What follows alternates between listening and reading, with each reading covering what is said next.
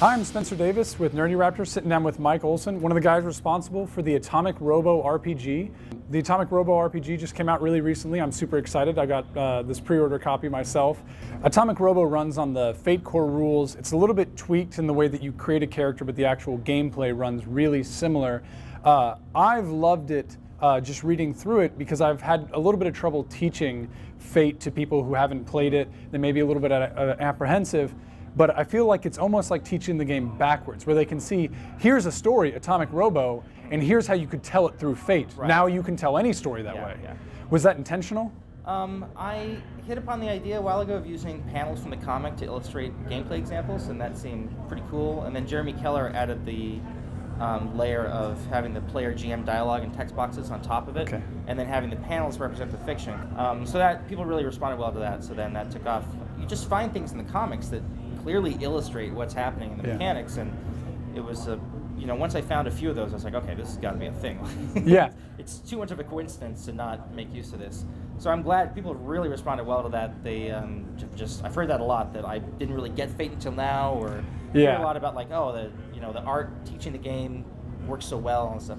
So that's nice. It was good, but it wouldn't have happened without Jeremy Keller and Adam Jury actually doing the layout work, and me not knowing anything about layout or graphic design, but like bugging Adam to make slight minor differences on every page. Like, this box has to move there, just half an inch that way. And it looks pretty gorgeous. If you ever get to crack open a book before you buy one, it looks like you're reading through the story as you're learning the game. It's really fantastic.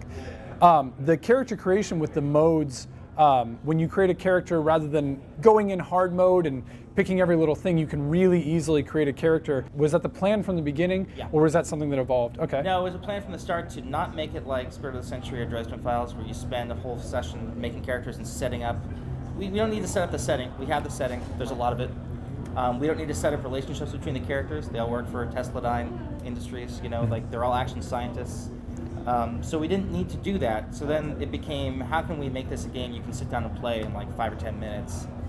Pick 3 modes, give yourself an aspect, give yourself a name, and you're good to go. And everything else you fill in during play as we get to know you. It's kind of like the way we get to know action scientists in the book. Like if you look at Volume 1, a lot of well-known characters are there, but they're just faces. We don't know anything about them. But over time, you find out little things like, oh, Lang really likes guns, or Bernard isn't really a fighty guy, or so that was the idea with the game too. That you make an action scientist, you just put a few little bits in, and then as you go, you define them. You figure out what you want to be good at as you play.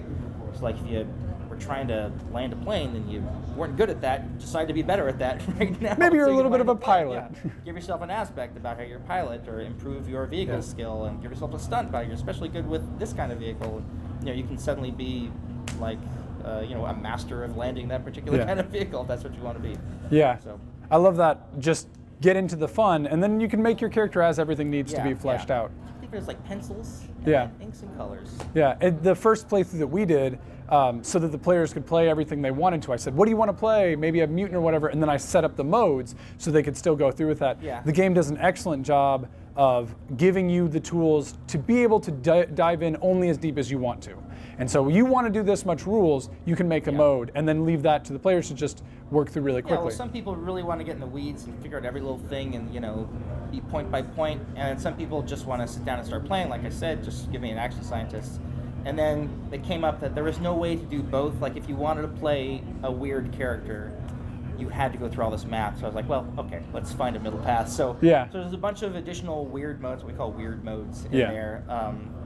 So if you want to play a dinosaur or a robot or a psychic or something, you can do that. Just pick up that mode as written in the book and slot it in with your other 2 modes, and now you got that character. So you don't have to do a lot of math even then. You have to find the one you want, I guess, but other than that. Was Fate always the choice for, if Atomic Robo becomes a role-playing game, it'll always be Fate? As long as I've been involved, yeah. Okay. Before that, Scott Wegner's a big Savage Worlds fan. Okay. So he had actually run Robo and Savage Worlds before. Okay. But then Brian saw Purpose Club, like I said, he got really enamored of that, and then it was a matter of kind of talking Scott into it. Like he wasn't fully on board with it. And then I ran it for Brian and Scott and some other people at Emerald City Comic Con last year, and then Scott was like way on board. Like he got it now. Yeah. So that was cool that we were able to convert him over. Yeah. Like I said, Brian saw Kerberos Club, liked it, contacted me. I'd never heard of the book before, of Atomic Robo. Yeah. And so he described it as a mix of Ghostbusters, Raiders of the Lost Ark, Buckaroo Banzai, and Planetary. I was like, all right, I'm on board. I doubt you can pull this off, but okay.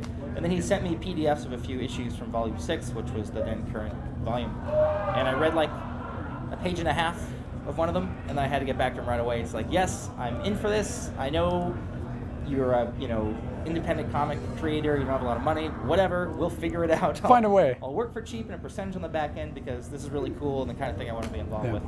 And then he was like, great. And I had no idea at the time that Atomic Robo had been Eisner-nominated comic, that it had a huge fan base. I didn't know. Yeah. There's a lot of comics out there that I wasn't familiar with. So I just didn't get at the time like the scale of the thing that was happening. Brian said to me one day, I may have mentioned to Fred Hicks on Twitter something about this. And I was like, now I gotta go on Twitter and I gotta figure out this deal's getting taken away from me. It just fell in my lap and so I went on Twitter where Brian had said to Fred, hey, I sure like that Spirit of the Century. And Fred said, we sure like that Atomic Robo. And that seemed to be like the beginning of a thing, like now Evil Hat's going to do it. And I naively assumed that meant I was going to get cut out of this. But it was the opposite, that Fred was more than happy to keep me on it. And he had said elsewhere that he had been planning to find a way to get me to work for Evil Hat, which was super flattering. I don't know if I didn't really buy it when I first heard it, but since then, Brian Clevenger has told the same story about Fred saying, I wanted him to work for Evil Hat anyway, so now I believe it. It's kind of because he had no reason to lie to him. This is a weird line to pick out, but it's one of the ones that I quote to everybody who I'm trying to convince to come over and play Atomic Robo, is the description of what if you're playing a scientist and everybody's a scientist, but you're all scientists in the same way that Indiana Jones is an archaeologist. Right. Yeah. It's that sort of science. So yeah, I love that the way that the game kind of pushes the GM to steer it just eliminates even the possibility of a dull game. Like players who come in who don't really even know the Atomic Robo world, the guide that it has for the GM on here's how you can build a story, it just always throws it into that same just everything's like the world is, you're saving the world and everything's cool and everything goes awesome. How much of that was tooled out from here's how I write Atomic Robo? All of that. All of it? Okay. Well, I really wanted Brian to write about because I'm kind of terrible at writing adventures. I feel like I'm good enough at coming up with games to run at conventions and I run them and we have a good time and everything, but when I have to sit down and write a thing down for someone else to run, it's just not a good experience. So I knew there had to be GM advice and how to make your game like Robo. Yeah. So I'd ask Brian, how do you guys structure a volume? How do you set this up? And it turns out they actually have a formula that they follow. Is it exactly the same 4 steps in here? Yeah, discover the conspiracy. I think I can turn. Chase a conspiracy, get chased by the conspiracy, resolve the thing. Yeah. So that's the typical 5-issue arc. So he gave me that, and then I was like, okay, let's apply this to a comic, because I want to see if I can actually do it with a volume. I was an English major. I did a lot of literary analysis. So I did that with Volume 6, and it was very satisfying to actually see that work. And then also to take there's a random adventure generator in there too that I did using the fate triangle. Yeah. That David roll your 4 dice and find where you land. Yeah, it's heavily skewed in some directions, but it gives you a random distribution and stuff. So I really wanted to have random tables because I like random tables. Mm-hmm. And I really wanted to just roll up a game, let's do this real quick. So I wanted to see, could I use that table to make an existing volume? And so I made Volume 5 out of it, the one with Jack Tarot and Edison and Tesla. And it worked. Yeah, so it works out really great. It worked.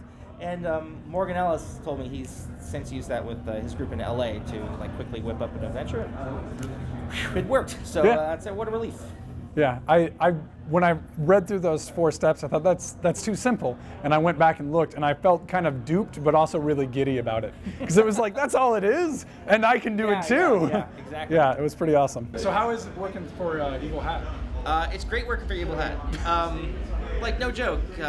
I guess I can assume that some other RPG companies work like Evil Hat, and some other publishers actually work like that, but we have a project manager. We have deadlines for little things, not just we want to have the book out by this time. Yeah. because I've done work for other companies, and it's been, I'm not going to say anything, but it's been much less organized for some other companies. I mean, not all of them, but this is the degree to which, like, kind of the professionalism of Eagle Hat, and you know, if you like pay attention to, you know, like Evil Hat Official on Twitter or Fred Hicks, that, you know, like, just that transparency is such a big deal. They want people to know things about the company.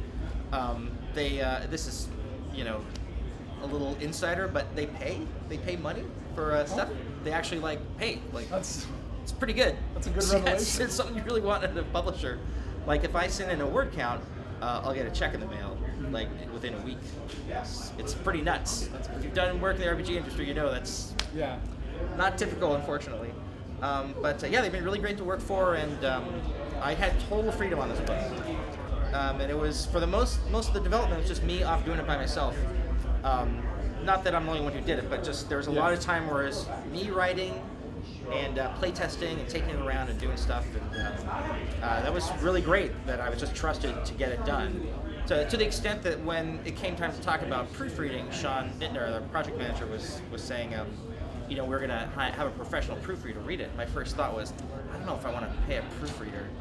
Obviously, it's not me paying the proofreader. Like, oh right, I'm making this for a company, and they pay for things. I forgot about that. It's a professional product. And we spent a lot of time. Adam and I did just going over every page and, you know, staying up late and communicating back and forth in email, and me mocking up pages in MS Paint, and just, you know, trying to get it as good as it could be. And I'm really happy with it. But it was great that Evil Hat made the decisions they made with it. Like, just even the cover looks great. Yeah. They're willing to commit to the art so much. They commissioned new art from Scott Wegner for it. It was a really great experience. And we're working on the next one now. Yeah. So you're working on the next one now. So what else do you have coming down? The book we're working on now is about Majestic 12. It's about playing, instead of action scientists, playing Majestic 12 guys, because they're really good guys. They just happen to be in conflict with the Tesladyne. So it's a really great premise for a game. You could play like Agents of S.H.I.E.L.D. or Warehouse 13 or X-Files, or like, the possibilities are limitless. Atomic Robo RPG is a great RPG for any big fan of Fate like myself. It's a great way to introduce people to the Fate system, and it makes it a fantastic way to show them really what Fate can be. But beyond that, it's just an awesome setting to be able to play around in. The tweaks that it does to the Fate system are phenomenally fun, both for one-shots and for really cool comic booky, just exciting action science sort of adventures. I also think you can't read this without becoming a fan of the comic if you don't know already. It really is, like, if you haven't read the comics, the people that have flipped through it and haven't read the comics just instantly fall in love with the characters, and they want to know more about Dr. Dinosaur and everything else. If you want to see more about it, see your full review on it, you can check us out at NerdyRaptor.com. You can follow us at NerdyRaptor on Twitter and Facebook /NerdyRaptor.